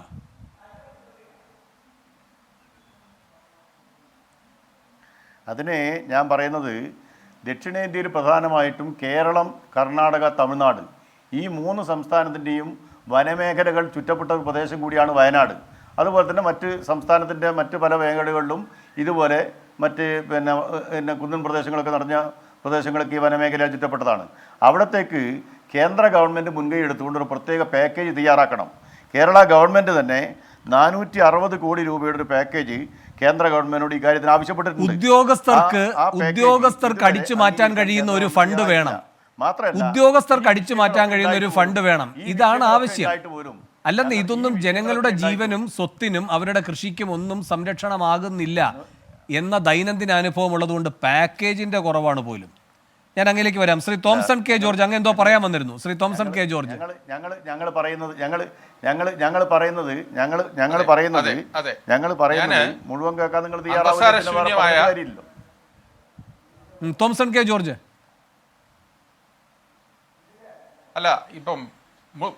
മുഴുവൻ കേൾക്കാൻ തയ്യാറാകുന്നില്ല എന്നുള്ളത് പറയുമ്പോൾ ഇത് വളരെ അന്തസാരശൂന്യമായ ഒരു പ്രസ്താവനയാണ്. ഇപ്പോഴത്തെ പ്രശ്നം എന്താണെന്നുള്ളത് നമ്മൾ മറന്നു പോകുന്നു. ആന എവിടെ തന്നെ ഉണ്ട്, അതാണ് യഥാർത്ഥ പ്രശ്നം. ഇപ്പോഴത്തെ നീഡ് ഓഫ് ദി അവർ അതാണ്. അതിന് എന്തെങ്കിലും ചെയ്യുക എന്നുള്ളതാണ്. എന്താണ് ചെയ്യേണ്ടത്? അതിലേക്ക് ഞാനൊരു കാര്യം പറയാം. നിങ്ങളെല്ലാവരും തന്നെ ആ വീഡിയോ കണ്ടിട്ട് കാണും. ആ വളരെ ദാരുണമായ ആ യുവാവ് ആക്രമിക്കപ്പെടുന്ന ആ വീഡിയോ. ഇതിനകത്ത് നമ്മൾ ഈയിടെ വേറൊരു വീഡിയോ കണ്ടിരുന്നു. അവിടെ ചുരത്തിൽ വെച്ച് കാറിൽ നിന്നിറങ്ങിയവരെ ആന ഓടിക്കുന്നത്. കാട്ടിനകത്ത് വന്നു, ആനയെ ഓടിച്ചു, അവരൽപ്പം മുന്നോട്ട് മാറി, ആന പിരിഞ്ഞു പോയി. ഇതങ്ങനെയല്ല. ഇതൊരു കില്ലർ ഇൻസ്റ്റിങ്ക്റ്റ് ഉള്ള ഒരു വൈൽഡ് ആനിമലാണ്. ഇത് വളരെ അപകടകാരിയായതുകൊണ്ടാണ് ഇതിൻ്റെ കഴുത്തിലെ കൊളർ വീണത്. അപ്പോൾ ഈ സാധനം പച്ച ജീവൻ ഒരു മനുഷ്യൻ്റെ എടുത്തു കഴിഞ്ഞിട്ട് ഇവിടെ മയക്കുപൊടി വെക്കുന്നു. എന്തിനാ മയക്കുപൊടി വെക്കുന്നത്? മയക്കുപൊടി വെച്ചിട്ട് ഇതിനെ പിന്നെ വീണ്ടും തന്നെ ഈ നാടകം ആവർത്തിക്കാനാണോ? ആർക്കാണ് ഈ നാടകം കാണേണ്ടത്? ആർക്കാണ് ഈ കേരളത്തിൽ അല്ലെങ്കിൽ ഇവിടെ അധികാരത്തിലും ഭരണത്തിലും ഇരിക്കുന്നവർക്ക് ആർക്കാണ് ഇത്ര ചോരക്കൊതിയുള്ളത് ഈ നാടകം തുടർനാടകം കാണേണ്ടത്? ഈ ആനിമലിനെ അടുത്ത മൊമെന്റിൽ ഏറ്റവും അടുത്ത സമയത്ത്, കാരണം ഇത് ചുമ്മാ വെടിവെക്കാനുള്ള രസം കൊണ്ട് പറയുന്നതല്ല, അല്ലെങ്കിൽ ഹിംസയുടെ പേര് പറയുന്നതല്ല, ഇനിയൊരു ജീവനോടെ പൊലിയരുത്. ഏറ്റവും അടിയന്തരമായിട്ട് ആ ആനയെ, ഞാൻ പേരൊന്നും വിളിക്കാൻ ഉദ്ദേശിക്കുന്നില്ല, ആ കൊലയാളി ആനയെ കളക്ടർക്ക് അതിനുള്ള പവറുണ്ട്, CRPC റൂളുണ്ട്. ഇനി അതല്ലെങ്കിൽ വൈൽഡ് ലൈഫ് വാർഡന്, വൈൽഡ് ലൈഫ് പ്രൊട്ടക്ഷൻ ആക്ട്. അല്ല, ശ്രീ തോംസൺ കെ ജോർജ് പകയോടെ നേരിടേണ്ടതല്ല ഈ വിഷയത്തെ. ആ കൊലയാളി ആന അവിടെ നിൽക്കുന്നുണ്ട്, അതുകൊണ്ട് മയക്കുവെടിയല്ല, അങ്ങ് വെടിവെച്ച് കൊല്ലണമെന്ന് പറയുമ്പോൾ മുന്നിട്ട് നിൽക്കുന്ന വികാരം പകയാണ്. അല്ലല്ല, ഒരു സെക്കൻഡ് തണ്ണീർക്കൊമ്പനെ പറ്റിയും ഇങ്ങനെ പറയാമായിരുന്നു. പക്ഷേ തണ്ണീർക്കൊമ്പനുമായി ബന്ധപ്പെട്ട് ഒരു സെക്കൻഡ്, പിന്നീട് വരുന്ന വിവരങ്ങൾ എന്താണ്? തണ്ണീർക്കൊമ്പന് ശ്വാസകോശത്തിൽ അണുബാധ, ക്ഷയം അടക്കമുള്ള ഗുരുതര രോഗങ്ങൾ ഉണ്ടായിരുന്നു എന്നാണ്. അല്ല, ഒരു സെക്കൻഡ്, പല രൂപത്തിൽ പെല്ലറ്റ് ആക്രമണത്തിന് വിധേയമായി. ഇതെല്ലാം പിന്നീട് വരുന്ന വിവരങ്ങളാണ് അല്ലേ? എന്നിട്ടും അത് ആരെയും ഉപദ്രവിച്ചിട്ടില്ല. പക്ഷേ ഭീതി പരത്തി. ഇനി ഉപദ്രവിക്കാനുള്ള ഇടയേ ഇല്ലായിരുന്നോ എന്ന് നമുക്ക് ഗണിക്കാനും കഴിയില്ല. പക്ഷെ പകയോടെയല്ല ഈ വിഷയത്തെ സമീപിക്കേണ്ടത്. എന്നിട്ട് ഈ പറയുന്ന ഇപ്പോൾ വരുന്ന റിപ്പോർട്ടുകൾ ശരിയാണെങ്കിൽ ഈ പറയുന്ന തണ്ണീർക്കൊമ്പൻ്റെ മൃതദേഹം എന്ത് ചെയ്തു? കത്തിച്ചു കളയുകയല്ല ചെയ്തത്. അവിടുത്തെ ഈ വൾച്ചർ റെസ്റ്റോറൻറ്റിൽ കഴുകന്മാർക്ക് കൊത്തി തിന്നാൻ കഴിയുന്ന രൂപത്തിലുള്ള ഭോജ്യമാക്കി മാറ്റുകയാണ് ചെയ്തത്. അപ്പോൾ ഇങ്ങനെയൊക്കെയാണ് ഇതിൻ്റെ രീതികൾ. അപ്പോൾ ഇതൊന്നും പകയോടെ കാണുക, എങ്ങനെയോ കൊല്ലണം, കൊന്നതിന് ശേഷം അത് എങ്ങനെ ഉപയോഗിക്കാം, ആ രൂപത്തിലുള്ള ചിന്തകളിലേക്കല്ല പോകേണ്ടത്. ശ്രീ തോംസൺ.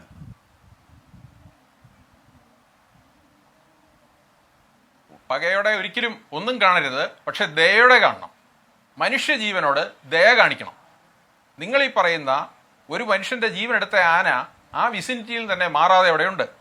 ഏതായാലും ഫോറസ്റ്റ് ഡിപ്പാർട്ട്മെൻറ്റ് അവരിൽ നിന്ന് നമ്മൾ ദയയോ മാന്യതയോ അന്തസ്സോ ഇതിനകത്ത് ഇപ്പം പ്രതീക്ഷിച്ചിട്ട് കാര്യമില്ല. കാരണം ഈ കഴിഞ്ഞ 3-4 ദിവസങ്ങളിലുള്ള അവിടെ നടന്ന നാടകങ്ങൾ മാധ്യമങ്ങളിൽ കൂടെ തന്നെ, ദൃശ്യമാധ്യമങ്ങളിൽ കൂടെ തന്നെ എല്ലാവരും കണ്ടതാണ്.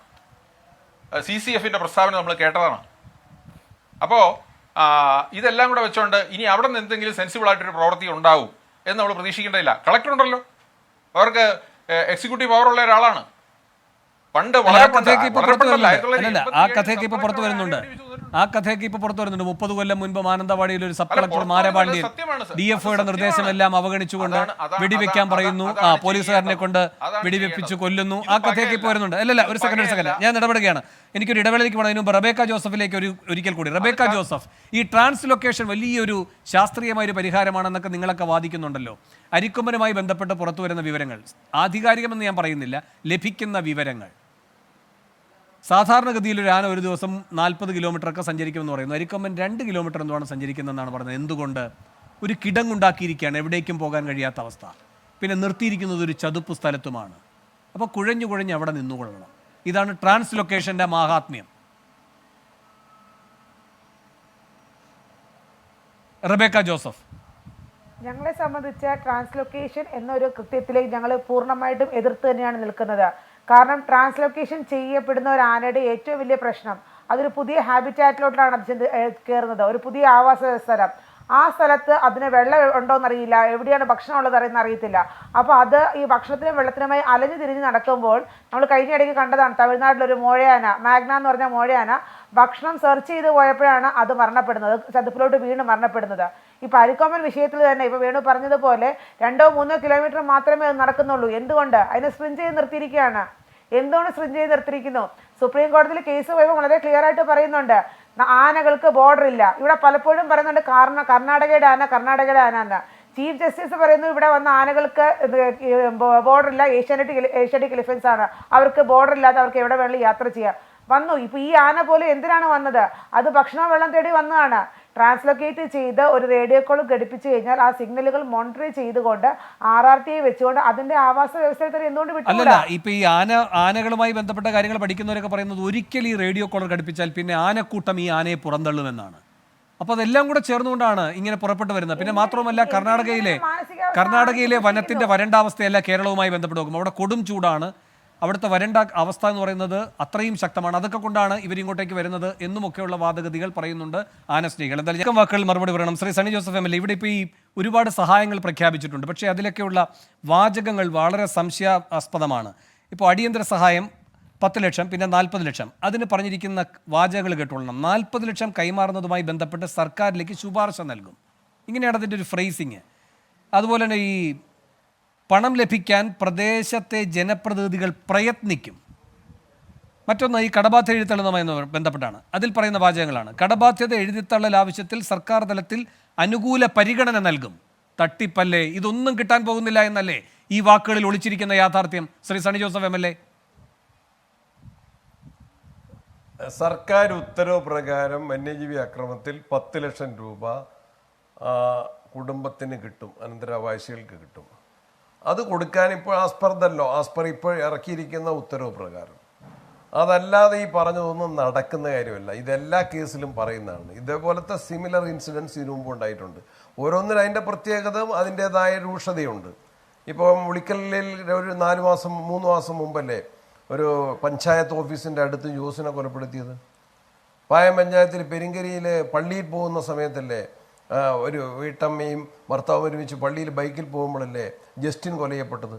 അന്ന് ഇതേപോലെ മന്ത്രിമാരൊക്കെ വരികയും ഈ വാഗ്ദാനങ്ങൾ, തോമസ് കടുവ അക്രമത്തിലെ മാനന്തവാടിയിലെ തോമസ് കൊല്ലപ്പെട്ട ആ കടുവയെ 40 ദിവസം മുമ്പ് കണ്ണൂർ ജില്ലയിലെ ഉളിക്കലിൽ ജനവാസ കേന്ദ്രത്തിൽ കണ്ടതാണ്. വിവിധ പഞ്ചായത്തുകൾ മാറി മാറി ആ കടുവ പോയതാണ്. ഞങ്ങൾ 2-3 MLA-മാർ മന്ത്രിയുടെ അടുത്ത് ഈ കടുവയുടെ ഈ ഇന്ന സ്ഥലങ്ങളിലൂടെ അതിനെ കണ്ടിട്ടുണ്ടെന്ന് പറഞ്ഞതാണ്. അന്നേരം ഉണ്ടാക്കുന്ന സിമ്പതി, അന്നേരം ഉണ്ടാക്കുന്ന വാഗ്ദാനങ്ങൾ അത് പാലിക്കപ്പെടുന്നില്ല. ഇതിന് വളരെ ഗൗരവത്തിലുള്ള ഒരു പരിഗണന കിട്ടുന്നില്ല എന്നുള്ളതാണ്. ശരി, അവസാനമായി ശ്രീ PV സഹദേവൻ, ഉത്തരവാദപ്പെട്ട MLA പറയുകയാണ് ഇത് തട്ടിപ്പാണ് എന്ന്. ഈ കുടുംബത്തിന് കൊടുത്തിരിക്കുന്ന വാഗ്ദാനം തട്ടിപ്പാണെന്ന് ഉറപ്പ് പറയാമോ? ഈ 50 ലക്ഷം സ്ഥിരം ജോലി, ഭാര്യയ്ക്ക് 2 മക്കളുടെ വിദ്യാഭ്യാസ ചെലവ് ഏറ്റെടുക്കും, കടങ്ങൾ എഴുതിത്തള്ളും, സത്യമാണോ?